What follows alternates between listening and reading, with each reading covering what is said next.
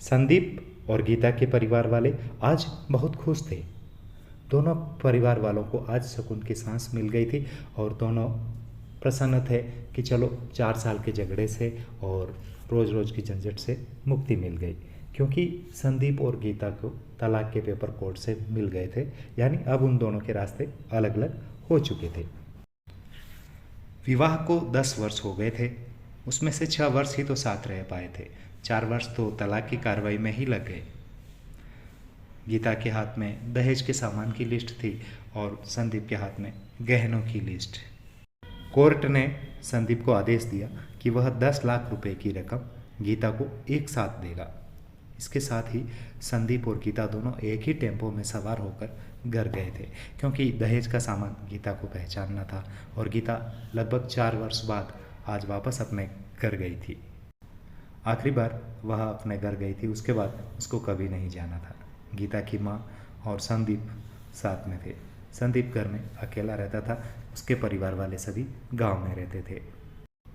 संदीप और गीता का इकलौता बेटा अंकित, जो 7 वर्ष का था, कोर्ट के आदेश के अनुसार वह बालिग होने तक गीता के साथ में रहेगा। वह स्टोर रूम की तरफ बढ़ी, जहां उसका दहेज का सामान रखा हुआ था। दहेज का अधिकतर सामान ओल्ड फैशन का था, तो उसको स्टोर रूम में रख दिया गया था।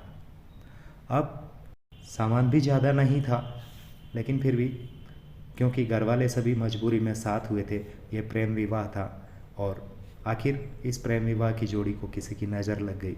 और नज़र तो लगनी ही थी, क्योंकि प्रेमी जोड़े को कोई साथ में देखना नहीं चाहता। संदीप एक बार पीकर बहक गया था और गीता पर हाथ उठा लिया था। गीता क्रोध करके माँ के घर चली गई। उसके बाद चला था मनाने समझाने का दौर, जिसमें संदीप के भाई भाभी और गीता की माँ आपस में बातें करते रहे। मामला कोर्ट तक पहुंच गया और कोर्ट में तलाक का केस दायर हो गया। न संदीप वापस गीता को लेने गया और न गीता वापस आई। तभी गीता की माँ बोली, कहाँ रखा है तेरा सामान? बेच दिया होगा इस शराबी ने। गीता ने कहा, चुप रहो माँ। गीता को न जाने क्यों संदीप को उसके मुंह पर शराबी कहना अच्छा नहीं लगा। फिर लिस्ट के हिसाब से सामान मिलाया जाने लगा कि इस दहेज में जो सामान था वह लिस्ट के हिसाब से पूरा है कि नहीं। इस तरीके से उस सामान को मिलाया जाने लगा था। गीता ने अपना सारा सामान उठा लिया और संदीप का सामान छुआ भी नहीं। गीता ने गहनों का बैग भी संदीप को दे दिया, लेकिन संदीप ने वापस लौटा दिया कि रख लो, तुम्हारे मुसीबत में काम आएंगे। और कोर्ट में तुम्हारा वकील भी तो चिल्ला चिल्ला कर गहने गहने चिल्ला रहा था, तो ये रखो गहने, तुम ले जाओ। गहनों की कीमत भी कम नहीं थी, 15 लाख रुपये थी। दोनों के वकील आपस में दोषारोपण कर रहे थे। गीता का वकील उसको शराबी बोल रहा था, तो इधर का वकील उसको गहनों की वो बता रहा था कि गहने गहने हमारे गहने इतने रुपए के ही है। वो संदीप ने कहा, कोर्ट की बात तो छोड़ दो गीता, वहाँ तो मुझे भी शराबी और पता नहीं क्या क्या कहा जा रहा था, मैं सब कुछ सुनता रह गया। यह सब सुनकर गीता की माँ नाक मुँह चढ़ा गई और गीता ने कहा, नहीं चाहिए मुझे 10 लाख रुपये। यह सुनकर संदीप सोफे पर से खड़ा हो गया। क्यों नहीं चाहिए? गीता ने कहा, बस यूं ही, और मुंह फेर लिया। संदीप ने कहा, ले जाओ, इतनी लंबी जिंदगी पड़ी है, मुसीबत में काम आएंगे। इतना कहकर संदीप भी पीछे मुड़ गया और दूसरे कमरे में चला गया। शायद आंखों में कुछ उमड़ा होगा और उसको छुपाना भी जरूरी था, क्योंकि अब उसकी वहाँ कोई वैल्यू नहीं थी। गीता की माँ गाड़ी वाले को फ़ोन करने में व्यस्त थी। मौका मिला, गीता भी संदीप के पीछे पीछे उसके कमरे में चली गई। आगे जाकर देख रही है कि संदीप अपने आप को रोने से रोकने की कोशिश कर रहा है और अलग ही मुंह बना रखा है। तो उसको रोता हुआ देखकर गीता को एक सुकून सा मिला। उसको ने कभी संदीप को रोते हुए नहीं देखा था। मगर गीता ज़्यादा भावुक नहीं हुई और उसने कहा, इतनी फिक्र थी तो क्यों दिया तलाक? संदीप ने कहा, मैंने नहीं, तुमने दिया। गीता ने कहा, तुमने भी दस्तखत तो किए थे। माफ़ी नहीं मांग सकते थे? मौका कब दिया तुम्हारे घर वालों ने? जब भी फ़ोन किया काट दिया। घर भी आ सकते थे, हिम्मत नहीं थी। गीता की माँ आ गई, हाथ पकड़कर उसको बाहर ले गई। अब क्यों मुंह लग रही है इसके? अब तो रिश्ता भी खत्म हो गया। दोनों बाहर सोफे पर बैठकर गाड़ी का इंतजार करने लगी। गीता के भीतर भी कुछ टूट रहा था। मन डूबा जा रहा था। वो सुन्न सी होती जा रही थी। जिस सोफे पर बैठी थी उस सोफे को गौर से देख रही थी।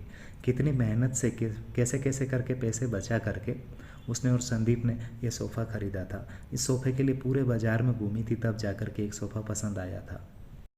फिर उसकी नज़र सामने रखी तुलसी जी पर गई। तुलसी जी की सेवा करने वाला कोई नहीं था, क्योंकि इसकी सेवा तो गीता करती थी। अब वो भी सूख चुकी थी। घबराहट और बढ़ी तो वह फिर से उठकर भीतर चली गई। माँ ने पीछे से पुकारा, लेकिन उसने अनसुना कर दिया। आगे देखा तो संदीप उल्टा मुंह पड़ा हुआ था। एक बार उसे दया तो आई, लेकिन वह जानती थी कि अब सब कुछ खत्म हो चुका है। अब भावुक होने से कोई लाभ नहीं है। उसने सरसरी नज़र से पूरे कमरे को देखा। पूरा कमरा कितना अस्त व्यस्त हो चुका था। मकड़ी के जाले लग चुके थे। मकड़ी के जालों से उसको कितनी नफरत थी।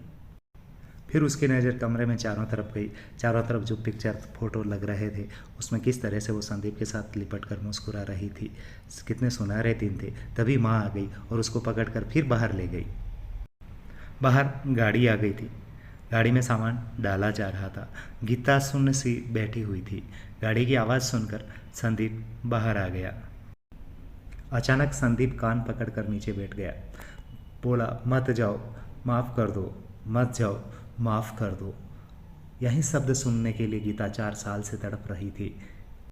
सब्र के सारे बांध टूट चुके थे। गीता ने कोर्ट के कागज़ निकाले और उनको फाड़ दिया। माँ कुछ कहती उससे पहले ही संदीप से गीता लिपट गई थी। दोनों रोते जा रहे थे, बहुत रो रहे थे। गीता की माँ समझ गई थी कि कोर्ट के कागज़ का इन दिलों के सामने कोई मूल्य नहीं है। काश कि इनको पहले मिलने दिया होता। इसलिए निवेदन है कि कभी भी किसी का कोर्ट केस हो, तलाक का मुद्दा हो, तो उन लोगों को आपस में बार बार मिलने दिया जाए। क्या पता कहीं से कोई चिंगारी फूट जाए और उनका घर वापस बस जाए और 2 घर टूटने से बच जाए, क्योंकि बड़ी मुश्किल से बनता है घर। धन्यवाद।